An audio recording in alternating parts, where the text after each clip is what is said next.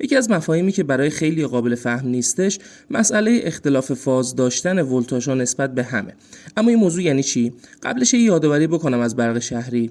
وقتی میگن ولتاژ برق شهری 220 ولت با فرکانس 50 هرتز هستش، یعنی که یک ولتاژ با مقدار مؤثر 220 ولت و فرکانس 50 هرتز که یعنی 50 بار در ثانیه یک سیکل کامل رو طی میکنه.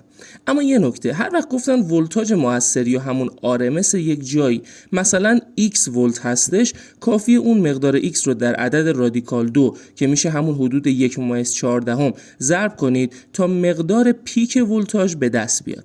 مثلا پیک ولتاژ برق شهری حدود 310 ولت به دست میاد، یعنی یک ولتاژ سینوسی که دائما بین مثبت و منفی 310 ولت جابجا میشه، ولی وقتی میخوان جایی از این ولتاژ صحبت کنن از مقدار مؤثرش صحبت میکنن که میشه همون حدود 220 ولت. خب این از یادآوری. اما حالا مفهوم اختلاف فاز. فاز هر ولتاژ در واقع زاویه‌ای هستش که ولتاژ در هر لحظه نسبت به نول داره. از اونجا که ولتاژ سینوسی از مفاهیم ریاضی به دست میاد، یک سیکل کامل ولتاژ که دائما داره تکرار میشه از زاویه مثلثاتی 0 تا 360 درجه تشکیل میشه. این زاویه همون زاویه‌ای هستش که داره دائما توی پرانتز جلوی عبارت سینوس قرار میگیره و با توجه به مقدار اون مقدار ولتاژ رو میسازه.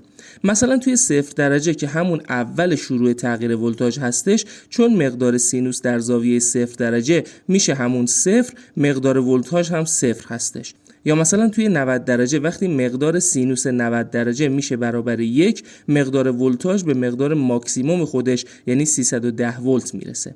یا مجددا وقتی توی 180 درجه قرار میگیره، چون مقدار سینوس 0 هستش، مقدار ولتاژ هم میشه 0 ولت و در واقع وقتی هستش که ولتاژ شروع به منفی شدن میکنه.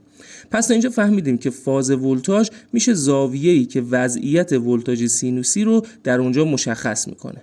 اما تا حالا قطعاً اسم برق سه فاز رو شنیدید. این برق از 3 تا سیم فاز تشکیل شده که هر کدومشون نسبت به فاز دیگه 120 درجه اختلاف فاز دارن، یعنی یا جلوتر هستن یا عقب‌تر.